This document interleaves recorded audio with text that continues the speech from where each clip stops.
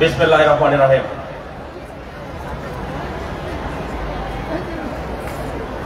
Nawab Habibullah model school and কলেজের আজকে এই বার্ষিক ক্রীড়া প্রতিযোগিতা পুরস্কার বিতরণ অনুষ্ঠানের সহযোদ্ধা সভাপতি। দীর্ঘদিন আমরা যারা একসঙ্গে রাজনীতি করেছি তার ভিতরে অন্যতম আজকে যিনি আপনাদের এই কলেজের অ্যাডহক কমিটির সভাপতি হয়েছেন,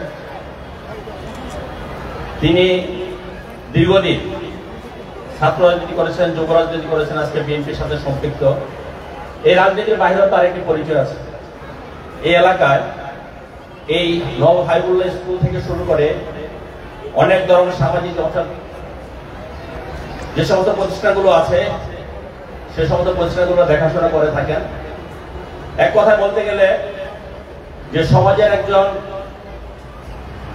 ভালো মানুষ হিসাবে সমাজকে সার্ভিস দেওয়ার চেষ্টা করেন, অত্যন্ত সৎ, মেধাবী। আমার জানা মতে আমি তাকে যতদিন চিনি, প্রায় 40 বছর, আমি কোনোদিন দেখিনি যিনি কোনো অন্যায় করে বা অন্যায়কে প্রশ্রয় দেয়। আপনারা অ্যাডহক কমিটিতে এমন একজন নেতা পেয়েছেন, আমার বিশ্বাস তার মাধ্যমে আমাদের পূর্ববর্তী বক্তা কপিল সাহেব বলেছেন, আমরা সকলে মিলে যাকে সহযোগিতা করে এই নবাব হাবিবুল্লাহ মডেল স্কুল কলেজকে একটি উন্নত শিখরে নিয়ে যেতে চাই, যার মাধ্যমে তিনি হলেন আপনাদের এই গভর্নিং কমিটির সভাপতি, অ্যাডহক কমিটির সভাপতি আব্দুল সালাম সরকার। আমাদের মাঝে উপস্থিত আছেন আপনাদের আমাদের প্রিয় ঢাকা মহানগর বিএনপির বিপ্লবী সদস্য সচিব জনাব মোস্তফা জামান।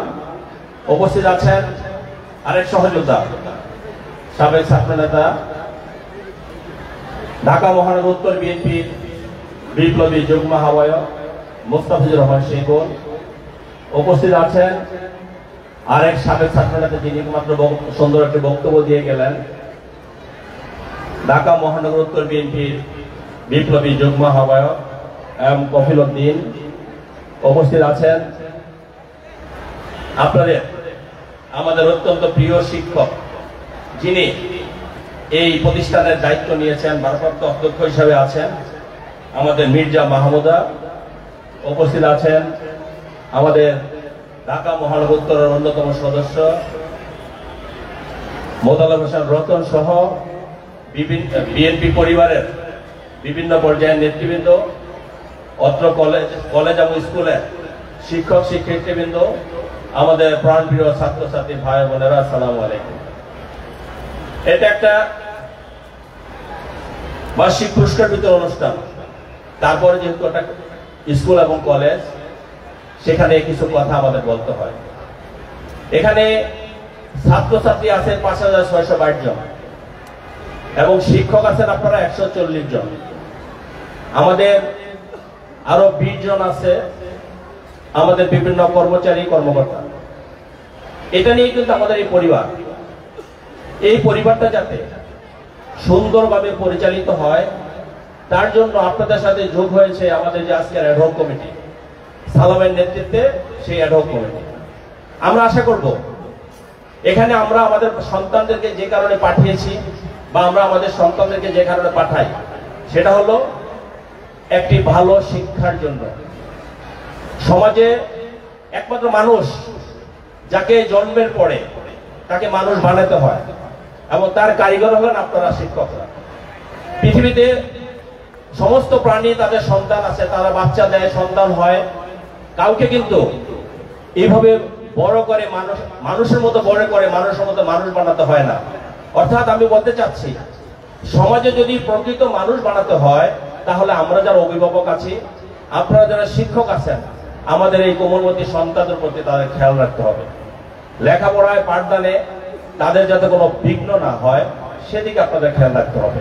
আমি সেই জন্য আমাদের এখানে আমরা যারা অভিভাবক আছি, আমরা যারা প্যারেন্টস আছি, আমরা যখন সন্তানটাকে স্কুলে পাঠাই, হোক ছেলে হোক মেয়ে, আমরা কিন্তু এই আপনাদের কাছে ছেড়ে দিই এবং আমরা মনে করি আপনারা সেই অভিভাবকত্ব ভূমিকা পালন করেন এবং করতেছেন।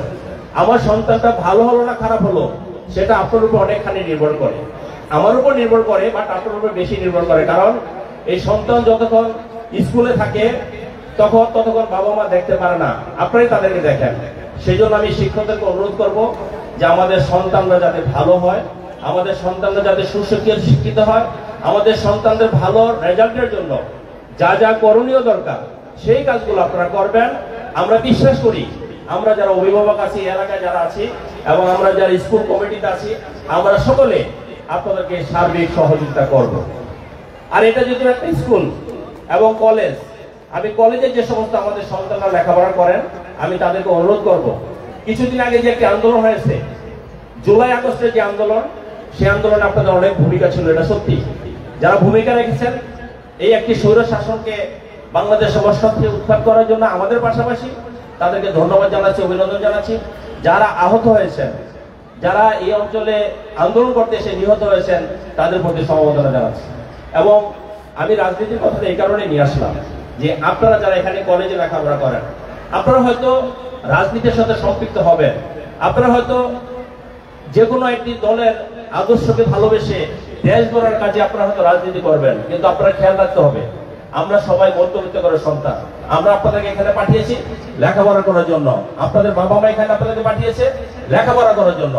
আপনারা যদিও কোনো রাজনৈতিক সংগঠনের সাথে জড়িত হন, সেটাকে অবশ্যই লেখাপড়াকে সবচেয়ে বেশি গুরুত্ব দিতে হবে। মনে রাখতে হবে শিক্ষার পাশাপাশি রাজনীতি, রাজনীতির পাশাপাশি শিক্ষা নয়, এই কথাটা আপনারা মনে রাখতে হবে।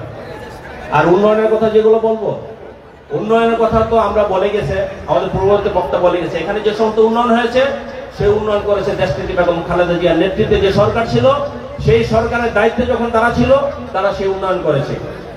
গত 17 বছর এখানে যারা এই ম্যানেজিং কমিটিতে ছিল, এই অভিভাবক প্রতিনিধি যারা ছিল, তারা কিন্তু এই কলেজের উন্নয়ন চায়নি বা উন্নয়ন করেনি। তারা নিজেদের উন্নয়নের জন্য আপনাদের এখানে অভিভাবকত্ব বৃদ্ধি করেছে, আপনারা তাদের নিজেদের উন্নয়নের জন্য এখানে নেতৃত্ব দিয়েছে। এই কলেজের উন্নয়নের জন্য বা স্কুলের উন্নয়নের জন্য তারা কিন্তু নেতৃত্ব দেয়নি। আজকে আমি সালাম সরকারকে অনুরোধ করব, আমাদের মাহমুদা অধ্যক্ষকে অনুরোধ করব, যারা অতীতে দুর্নীতি করেছে, এই সমস্ত অপকর্মগুলো করেছে, তাদের শাস্তি হওয়া উচিত নাকি? আপনারা কি শাস্তি চান না? যারা অপরাধ করে, অপরাধ কি ছেড়ে দিব আমরা? আমি অনুরোধ করব আপনারা সুন্দর করে তদন্ত সাপেক্ষে যারা অপরাধমূলক কর্মকাণ্ডের সাথে জড়িত ছিল এবং আছে, তাদের অবশ্যই অবশ্যই বিচারের আওতায় আনতে হবে। পাশাপাশি আমার জানা মতে এখানে কিছু শিক্ষক যারা 5ই আগস্টের, জুলাই আগস্টে যে আন্দোলন হয়েছে, সেই আন্দোলনে কিছু শিক্ষক আছেন যারা আমাদের আন্দোলনকারী, অর্থাৎ এই বৈষম্য বিরোধী আন্দোলনে যারা জড়িত ছিল, ফ্যাসিস্টদেরকে হটানোর জন্য যারা চেষ্টা করেছে তাদের সহযোগিতা করেছেন। আবার কিছু আছেন ফ্যাসিস্টদেরকে রাখার জন্য সহযোগিতা করেছেন। যারা ফ্যাসিস্টদেরকে সহযোগিতা করেছেন, আমি আশা করব তাদেরকে অবশ্যই বিচারের আওতায় আনতে হবে। বাংলাদেশে আর কোন ফ্যাসিস্টের জন্ম হবে না। বিশেষ করে এই নবাব হাবিবুল্লাহ মডেল স্কুল কলেজে কোন ফ্যাসিস্টের জন্ম দেওয়া যাবে না, যাবে না, যাবে না। বক্তব্য দীর্ঘায়িত না করে আমি শুধু এটাই বলতে চাই, নবাব হাবিবুল্লাহ কলেজ আপনারা যেভাবে পরিচালনা করবেন, পরিচালক কমিটি আছে, শিক্ষকরা আছে, আপনাদেরকে আমরা সার্বিক সহযোগিতা করব। আর উন্নয়নের ব্যাপারে আপনারা আমাদের কাছ থেকে যে ধরনের উন্নয়নের আশা করবেন, সালাম সরকারের নেতৃত্বে এখানে এখন একটি অন্তর্বর্তীকালীন সরকার আছে, এখন আপনাদেরকে সহযোগিতা করব। এবং আপনাদের ভোটে যদি ইনশাআল্লাহ বিএনপি ক্ষমতায় আসে, তাহলে আপনারা যখন যে যৌক্তিক দাবি করবেন এই নবাব হাবিবুল্লাহ স্কুল এবং কলেজকে বাংলাদেশের একটি শ্রেষ্ঠ বিদ্যাপীঠ গঠন করার জন্য যে কোনো ধরনের সহযোগিতা আমরা ইনশাআল্লাহ করে যাব। আমরা এখানে যারা আছি সবাই মিলেই করব। কাজেই বক্তব্য দীর্ঘায়িত না করে আমি আবারও আমাদের অভিভাবকবৃন্দ যারা আছেন, আমাদের শিক্ষার্থীবৃন্দ যারা আছেন, সকলকে সুস্বাস্থ্য কামনা করছি। এবং সর্বশেষ আমি যেহেতু রাজনীতি করি, আমি শুধু একটি কথাই বলবো, আপনারা বিএনপির জন্য দোয়া করবেন, শহীদ রাষ্ট্রপতির জন্য দোয়া করবেন, আল্লাহ রাব্বুল আলামিন যাতে জান্নাতবাসী করেন। আমাদের দেশনেত্রী বেগম খালেদা জিয়া 3 বারের প্রধানমন্ত্রী, যিনি অসুস্থ, তার জন্য দোয়া করবেন, আল্লাহ রাব্বুল আলামিন তাকে সুস্থ করেন। এবং আমাদের প্রিয় নেতা জনাব তারেক রহমানের জন্য দোয়া করবেন, তিনি যাতে বাংলাদেশ মাটিতে এসে আপনাদেরকে সেবা দেওয়ার সুযোগ পায়। এই বক্তব্য রেখে সকলকে